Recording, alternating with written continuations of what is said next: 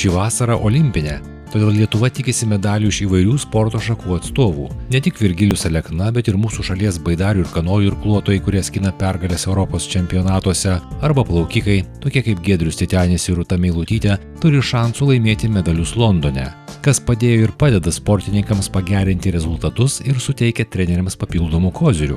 Belaidžiai pagalbininkai, kuriuos sukūrė Kauno technologijos universiteto biomedicininės inžinerijos instituto mokslininkai. Mes sukūrėm prietaisus, kurie buvo dedami ant valties, kanojos ir ant paties sportininko. Ta prietaisų sistema sudarė mažytis kompiuteris, PDA, tuo metu labai populiarus kompiuteris ir jutiklių sistema, belaidžių jutiklių. Signalai buvo siunčiami iš valties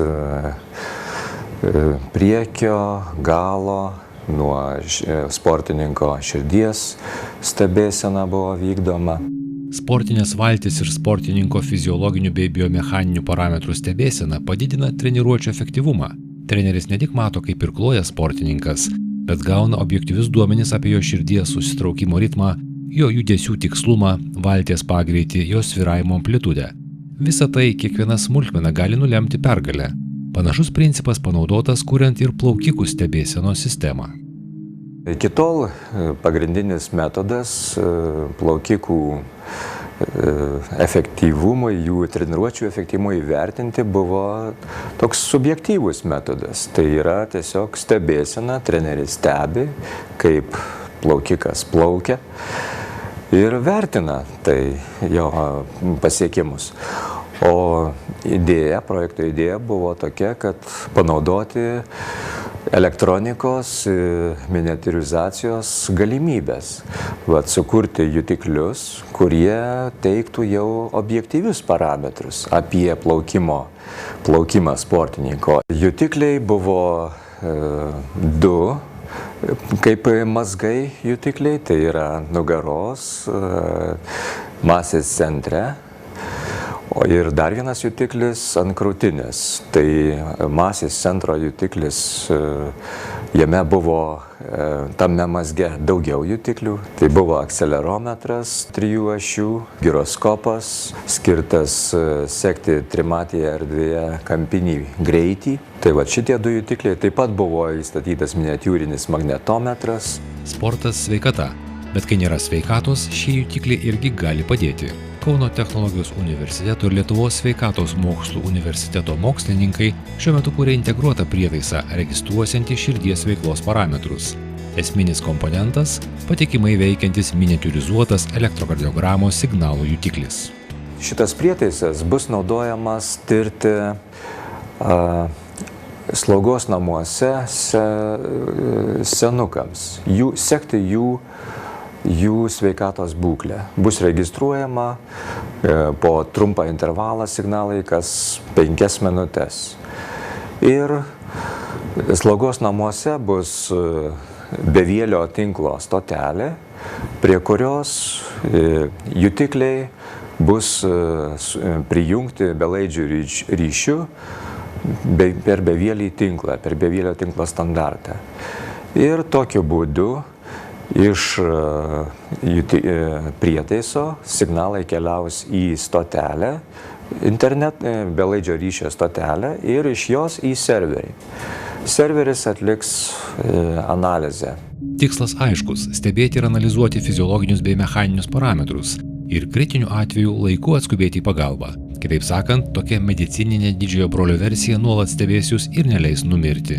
Pavyko sukurti prieširdžių virpėjimo atpažinimo algoritmą.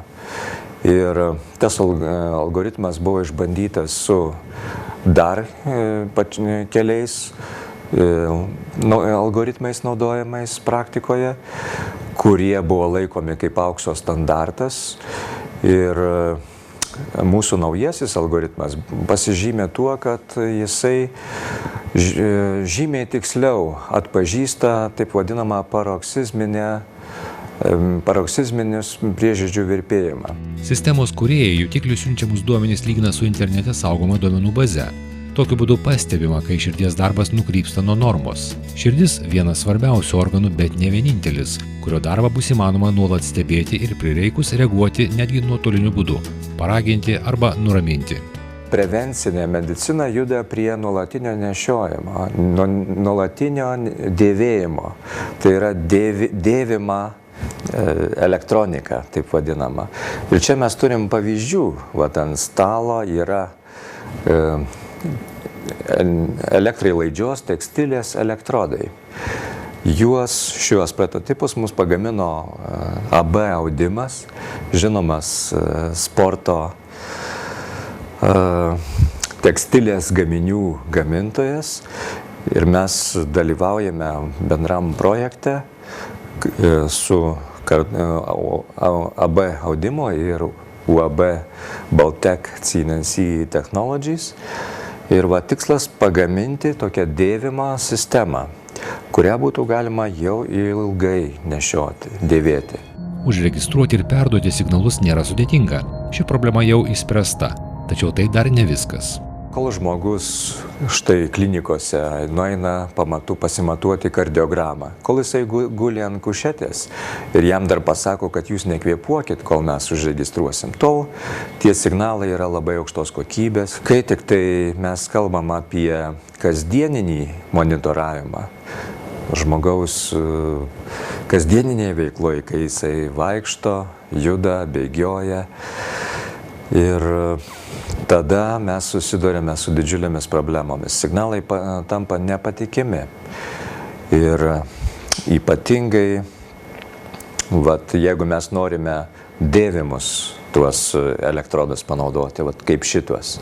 Mes dabar turime 22 egzempliorius iš 22 medžiagų sukurtus elektrodus. Pirmiausia, mes turime nustatyti, kuri medžiaga iš tų 22 geriausiai tinka, duoda mažiausiai triukšmų, duoda aukščiausios kokybės signalą.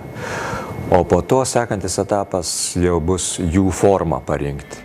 Kauno technologijos universiteto mokslininkai su kitų universitetų bei mokslo centrų specialistais siekia sukurti mobilią žmogaus aktyvaus judėjimo stebėsenos įrangą, leidžiančią stebėti ir vertinti žmogaus širdies darbą bei fizinį aktyvumą ir jo lygį, o atlikus specializuotus testus nustatyti žmogaus funkcinį pajėgumą ir fizinę būklę. Tad netrukus gyvensime dar saugiau, nes apie gresiančias problemas perspės ne tik vidinis cenzorius.